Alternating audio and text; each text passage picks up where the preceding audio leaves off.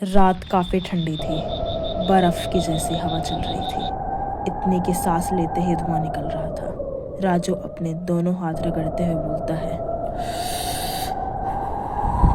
अरे भाई, इतनी ठंड में कौन सा बस आएगी यहाँ। लगता है बस कंपनी वाले भी रजाई में घुसकर सो गए होंगे। टिकट खिड़की पर बूढ़े चौकीदार ने धीरे धीरे गर्दन उठाई और बोला, बस आएगी, पर आज रात आने वालों को वापस नहीं लेके जाएगी। राजू हक्का बक्का रह जाता है। उसने इतनी भयानक शब्द पहली बार सुने थे, जैसे कि वो कंडक्टर उसे बुरी तरह डरा रहा हो। उसके बाद वो हंसने लगता है। राजू उससे बोलता है, क्या मतलब बाबा, चाय पीकर आए हैं आप? शायद ऐसी बातें क्यों कर रहे हैं? ऐसा कुछ नहीं होता, आप डरिए मत।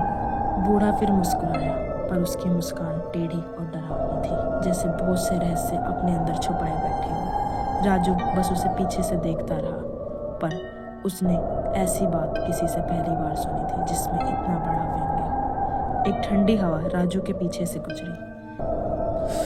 हाय राम, किसी ने मेरे कान में सीटी बजाई है क्या? राजू ने घबराकर पीछे देखा। वहां उसकी चचेरी बहन नीलू खड़ी थी। राजू को तो ये बहुत बड़ा सरप्राइज मिल गया। राजू ने उससे पूछा, अरे बहन, तुम यहाँ क्या कर रही हो?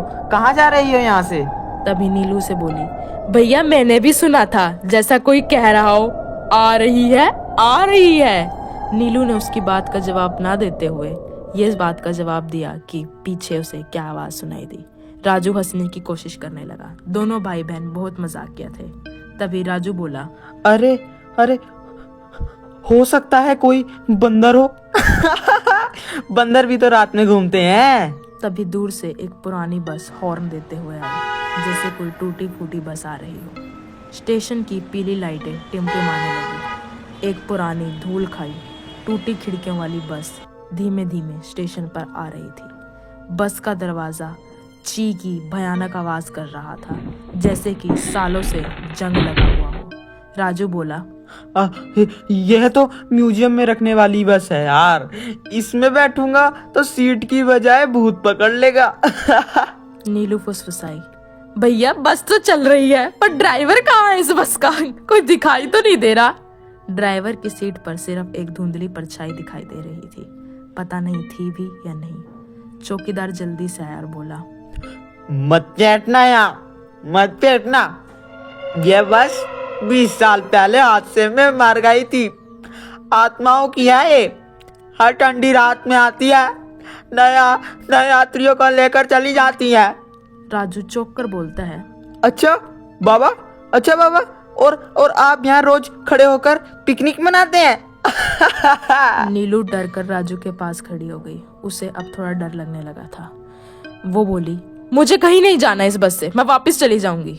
लेकिन तभी बस के अंदर से आवाज आई, आओ आवारियो आओ, खाली जगह है।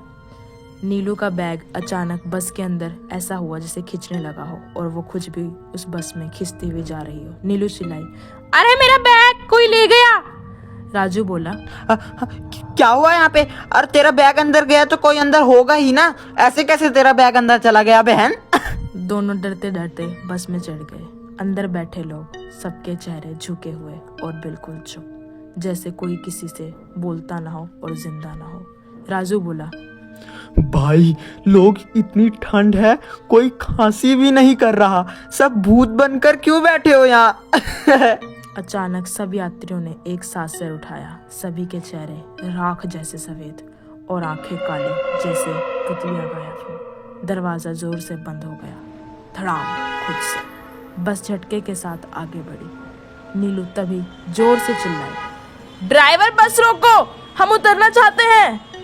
पर तभी ड्राइवर वहां पर कुछ नहीं बोला। ड्राइवर की जगह वहां बैठी परछाई हल्की सी हिली और बोली, बस कभी नहीं रुकती, जो चढ़ता है लौट कर नहीं जाता। राजू से बोलने लगा, भाई कम से कम सीट बेल्ट तो दे दो, मरने से पहले सुरक्षा जरूरी है, और मैं अभी मरना नहीं चाहता। कृपया करके हमें यहाँ से उतार दो भैया। एक भूतिया मुस्कान के साथ पूरी बस में आवाजें गूंज उठी, जैसे सारे भूत एक साथ खुश हो रहे हैं। बस एक टूटे हुए पुराने पुल पर पहुंची। चौकीदार दूर से चिल्ला रहा था, कूद जाओ, अभी भी मौका है तुम्हें अपनी जिंदगी बचाने का। कूद जाओ, बस एक इस पुराने पुल से पार हो गई है बस, तो तुम भी आत्माएं बन जाओगे। तभी नीलू बोलती है, राजू भैया क्या करें, कूद जाएं क्या? हाँ बहन, कूदना तो पड़ेगा, वरना हर साल इस बस में मुफ्त में घूमना पड़ेगा। चल बहन, कूदते हैं। दोनों ने एक साथ बोला, 1 2 3 और वो कूद गए। दोनों ने खिड़की से छलांग लगा दी। वो चौकीदार पास खड़ा था। जैसे ही वो दोनों कूदे, बस ने जोर से हॉर्न दिया और वो बस उसी धुएं में गायब हो गई, जैसे उस पुल पर कभी कोई बस आई नहीं थी। चौकीदार पास आया और बोला, और तुम्हें बचा लिया तुम दोनों को मैंने, वरना तुम भी उस यात्रियों की तरह भूत बन जाते और इस दुनिया में वापस कभी लौट कर ना आते, और उस काले धुएं में तुम्हें भी बस संभाल लेती। शुक्र है तुम बच गए मेरी वजह से। राजू हाफते हुए बोला, बाबा आपने बताया क्यों नहीं हमें पहले कि आप इस बस के बारे में जानते हैं, हम पहले ही ना इस बस में सफर करते। अभी वो आदमी बोल पड़ता है, मैंने बताया था, लेकिन सुनने वाला कम होता है मेरी बात। काश तुम पहले सुन भी लेते तो तब भी तुम बच जाते। खैर मैं यहाँ पर था, मेरे को पता था तुम्हारे साथ यही होगा, इसीलिए तुम बच गए। राजू बोल पड़ता है, ठीक है बाबा, कल से घर में ही रहूंगा। ठंड में बस स्टेशन वाला रोमांच नहीं करूंगा, चाहे कुछ भी हो जाए। दोनों ने पीछे देखा। जिस जगह वो बस खड़ी थी वहाँ सिर्फ अब एकदम कोहरा था। पर अभी ये कहानी यहीं ख़त्म नहीं हुई। गाइस, ऐसे इंटरेस्टिंग वीडियो के लिए हमारे चैनल को सब्सक्राइब कीजिए और हमारे चैनल पर जाकर उस रात जंगल में शमशान में जाना मना है, पागल मालिक चतुर कथा वीडियोस को ज़रूर देखिए और ज़्यादा से ज़्यादा सब्सक्राइबर कर हमारे चैनल पे सपोर्ट कीजिए। राजू और नीलू उस रात की घटना भूलने की कोशिश कर रहे थे। राजू चाय पीते हुए बोलता है, नीलू मैं कसम खाता हूँ, आज के बाद अगर किसी भी बस स्टेशन का नाम लिया तो कभी नहीं हाथ पकड़ के बोल दूंगा, नहीं ऐसा नहीं सोचना। तभी नीलू बोल पड़ती है, भैया मैं भी डर गई थी, पर कल रात मेरे घर के बाहर किसी ने वही टूटी फूटी बस वाला हॉर्न बजाया और मुझे वो किस्सा याद आ गया। राजू चौंक पड़ता है, क्या वही पटपट वाला हॉर्न? यार तुम मुझे अब डरा क्यों रही हो? जो हादसा हुआ है उससे पहले ही डरा हुआ हूं और तुम और डराने में लगी हो। अरे वो बस हमारे घर तक होम डिलीवरी में आने लगी क्या अब? तभी सड़क पर से ठंडी हवा और वही आवाज आई और वही हॉर्न बजा, जैसे वो बस उनके करीब खड़ी है। तभी राजू डरकर बोलता है, नीलू ये बस हमसे लगता है लगाव ले लिया है, और हम 3 दिन तक का किराया एक्स्ट्रा भी नहीं दिए, फिर भी ये बस हमारे पीछे पड़ी हुई है। अचानक नीलू को दिखता है कि उसके पैर में एक जली हुई टिकट पड़ी है। टिकट पर लिखा था, आज रात आखिरी सफर। नीलू घबरा गई, भैया ये टिकट कहाँ से आई है? राजू भी घबरा कर बोलता है, कहीं ऐसा तो नहीं हम छलांग लगाकर बच तो गए, पर बस ने टिकट बाद में भेजा हो पोस्ट पेड हॉरर सर्विस से। दोनों डर जाते हैं और स्टेशन की तरफ जाते हैं। उन्हें लगता है कि अब इस किस्से को खत्म करने का एक ही जरिया है, उस स्टेशन पर वापस जाना और उस राज को पता करना। ठंड इतनी कि पत्ते भी कांप रहे थे। राजू घबराकर बोलता है, अगर आज भी बस आई ना, मैं तो कसम से उसे बोल दूंगा कहानी पहले ऑनलाइन रिजर्वेशन खोलो यार पहले तुम। नीलू बोलती है, भैया देखो स्टेशन की लाइटें अपने आप जल बुझ रही है, जबकि वहाँ पर कोई बस भी नहीं खड़ी है। जैसे ही वो स्टेशन पर पहुंचे, उन्हें वही पुरानी भूतिया बस आते हुए दिखी। काली धुंध, टूटी खिड़कियां और दरवाजा आधा खुला हुआ। राजू चिल्ला पड़ता है, अबे भैया ड्राइवर, हम नहीं चढ़ रहे, पहले वाली सवारी मुफ्त थी, आज नहीं भैया, हम नहीं जाएंगे इस बस में। दोनों बिना कुछ सोचे समझे वहाँ से भागने लगते हैं। बस के अंदर से आवाज आती है, आओ, नहीं आए तो हम खुद आ जाएंगे।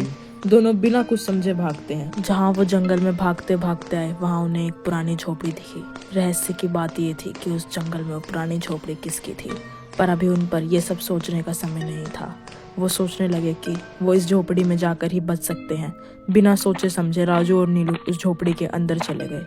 वहाँ जो उन्होंने देखा, उससे उनकी दुनिया बदल गई। वहाँ पर वही चौकीदार खड़ा था और कुछ खुद से बड़बड़ाए जा रहा था। दोनों उसे देखकर बुरी तरह चौंक जाते हैं। तभी नीलू उसे बोलती है, आप यहाँ क्या कर रहे हैं? आप तो वहां स्टेशन पे होते हैं ना? तभी वो चौकीदार एकदम से भेष बदलकर एक बूढ़े व्यक्ति में बदल जाता है। नीलू उनसे पूछती है, आखिर क्या राज है ये सब? क्या राज है उस भूतिया स्टेशन का? आप हमें बताइए। तभी वो चौकीदार बोल पड़ता है, सालों पहले वो बस एक पुलिया से गिर गई थी। तुम दोनों उस रात कूदकर बच तो गए, पर बस का नियम है, जो सफर शुरू करता है उसे पूरा करना ही पड़ता है। तभी राजू हाफते हुए बोल पड़ता है, बाबा बाबा, इसका मतलब हम फिर भूत बनने वाले हैं। पार्ट 2 देखिए।